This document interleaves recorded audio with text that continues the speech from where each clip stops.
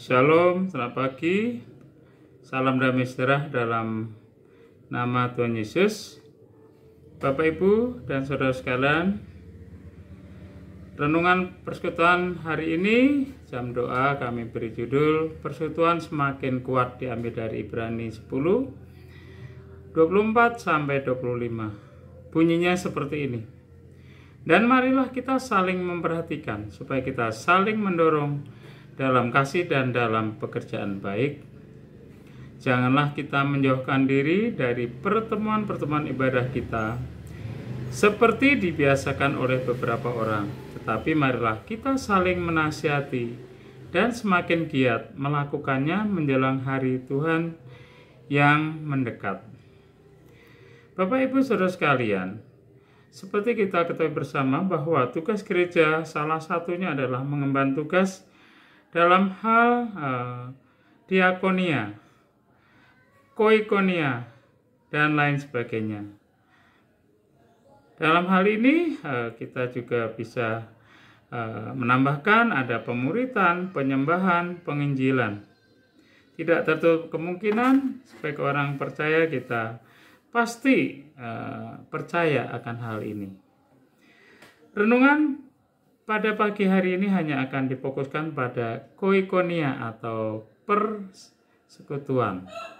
Orang-orang percaya perlu bersekutu bersama-sama, terutama dalam konteks pertemuan ibadah. Bapak, Ibu sekalian, ironisnya banyak perkumpulan ibadah Kristiani yang tidak memberikan penekanan pada aspek relasi horizontal, artinya antar sesama orang percaya. Ibadah seringkali dipandang sebagai pembangunan relasi vertikal antara orang percaya dengan Allah yang lebih individualitis. Hal ini terlihat dari pemilihan lagu-lagu pujian, setting ibadah, bentuk liturgi, dan sebagainya. Mengapa persoalan dalam ibadah Kristiani itu penting? Apa yang seharusnya kita lakukan? Marilah kita membaca dari Ibrani 10:24-25 yang tadi sudah kita lihat. Pada Ibrani 10:24-25 adalah tentang pentingnya saling memperhatikan, mendorong dalam kasih dan pekerjaan baik, dan tidak mengabaikan pertemuan ibadah. Ayat ini menekankan bahwa kita perlu saling menasihati, semakin giat dalam hal ini, terutama menjelang hari Tuhan mendekat. Nah, poin-poin yang bisa kita lihat adalah di situ ada kata saling memperhatikan dan mendorong dalam kasih pekerjaan baik yang tertulis dalam Ibrani 10:24. Ayat ini mengingatkan kita untuk aktif dalam membangun dan menjaga hubungan positif dengan sesama serta untuk saling mendukung dalam hal-hal yang baik.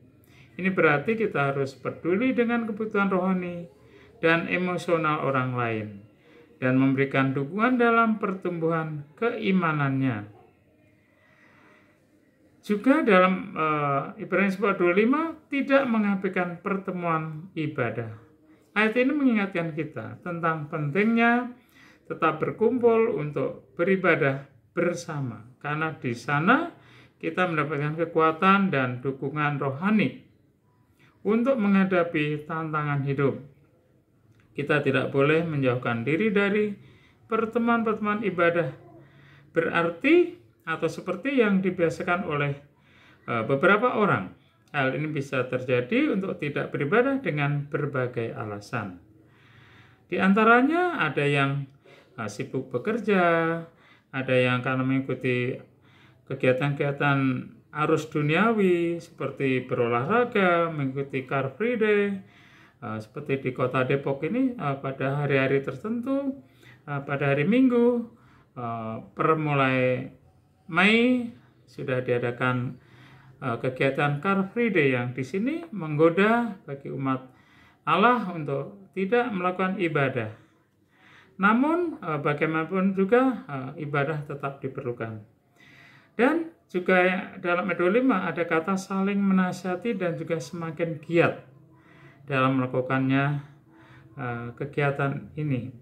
Ayat ini menekankan bahwa kita harus saling mengingatkan dan menasihati satu sama lain dalam hal iman dan hidup Kristen. Kita harus semakin bersemangat dalam melakukannya, terutama menjelang hari Tuhan yang semakin mendekat. Giat di sini maksudnya turut ambil bagian dalam apa yang bisa kita berikan kepada Tuhan, bukan kepada seseorang tertentu, atau biar diperhatikan. Namun lebih dari itu, yaitu Tuhanlah yang kita layani. Bapak Ibu Saudara sekalian, kalau kita lihat juga Ibrani 10 ayat 25, di sini ada istilah menjelang hari Tuhan.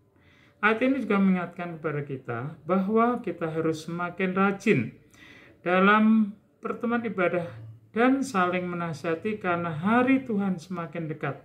Dalam hal ini kita juga bisa hadir langsung di tempat, tidak mengikuti online, tetapi bisa datang secara offline.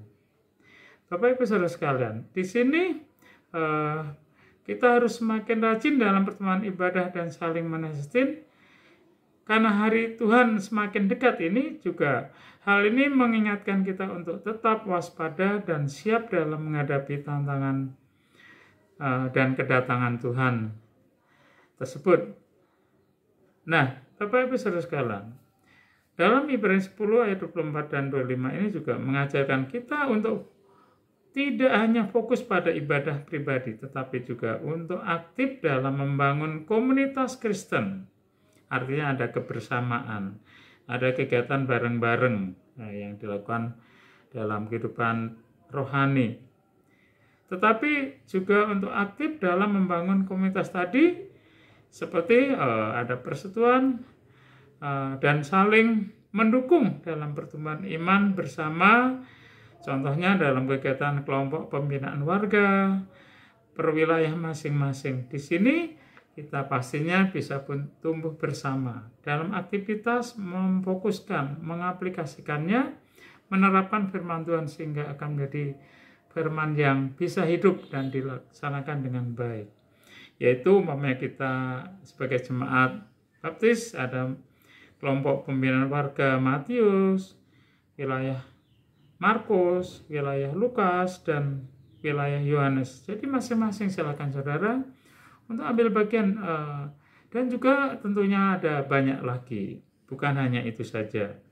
Kita harus juga menjadi berkat bagi sesama melalui kasih dan juga pekerjaan baik, misalnya membantu orang yang kekurangan, kita yang kelebihan bisa memberikan yang orang yang masih kekurangan. Jadi kita melihat kiri kanan depan belakang kita, sekitar kita, di mana kita berada. Apa itu di gereja, apa kita tinggal di wilayah masing-masing, bisa juga di tempat-tempat tertentu. Jadi di sini kita bisa memperhatikan, bisa juga pekerjaan baik di sini mengabarkan Injil, bisa membantu jemaat yang perlu diperhatikan di luar sana. Dan tidak mengabaikan pertemuan ibadah yang menjadi sumber kekuatan dan dukungan rohani dengan di sini saling memperhatikan. Disitulah yang kita pentingkan, juga memberikan motivasi dan juga menasihati. Kita dapat menjadi bagian dari komunitas atau perkumpulan orang percaya. Yang sudah percaya itu akan semakin kuat dan bersemangat. Bapak Ibu Saudara, serta siap menyambut hari Tuhan yang semakin mendekat. Nah, apa maksudnya di sini? Hari Tuhan di sini secara luas bisa merujuk pada hari ketika Tuhan Yesus Kristus kembali untuk penghakiman umat manusia. Kita bisa lihat dalam Yoel 2:32. Sekali lagi Yoel 2 ayat 32 disebutkan bahwa pada hari Tuhan setiap orang yang berseru kepadanya, nama Tuhan akan diselamatkan. Demikian Bapak Ibu Saudara sekalian, renungan pagi ini yang singkat ini kiranya bisa nambah kekuatan, mempertebal iman kita pada saat ini. Mari kita berdoa. Terima kasih Tuhan Yesus atas firman pagi ini yang begitu singkat, kiranya boleh memperkuat kami. Terima kasih. Kami juga boleh diberikan kesehatan pada tadi malam yang sudah istirahat dengan baik. Terima kasih Tuhan Yesus. Doa yang singkat ini dan firman yang singkat ini kami alaskan dalam nama Tuhan Yesus Kristus kami berdoa. Haleluya, amin.